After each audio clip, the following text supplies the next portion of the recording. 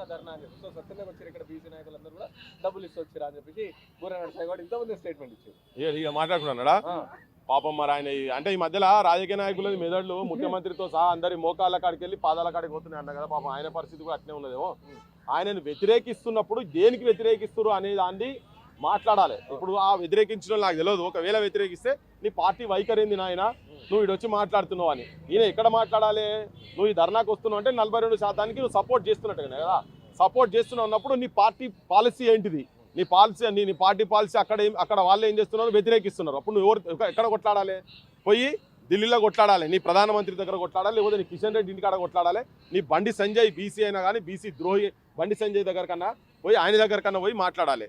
So ఆయన వచ్చి ఎవరు పడతారు మాట్లాడిన ప్రతి ఒక్కరు అమ్ముడు పోయిందంటే మరి నువ్వెంత అమ్ముడు పోయి వచ్చిన వీడికి? నువ్వు దేనికి నీ పార్టీ ఏదో నీ పార్టీ మరి నువ్వు ఏం లాభం పొందావని చెప్పి బూర నరసయ్య గౌడ్ ఇక్కడికి వచ్చిండు. నీకు నిజంగా ఉండేది ఉంటే నీ పార్టీ జెండా పక్కకు పడేసి వచ్చి మాట్లాడు. క్వశ్చన్ చేస్తే ఆన్సర్ చేయి. అదంతా తప్పు అండి, బక్వాస్ ముచ్చట్లు అని పాలిటీషియన్స్ అంతా. ఇప్పుడు ఆ మాత్రం ఇక్కడికి వచ్చిన ఏ రాజకీయ పార్టీకి సంబంధం లేదబ్బా. ఇది జస్ట్ బీసీలకు సంబంధించిన వాలంటరీగా వచ్చిండ్రు. వాళ్ళంతా జనాలు వాలంటరీగా వచ్చిండ్రు, వాలంటరీగా వాయిస్ వినిపిస్తున్నారు.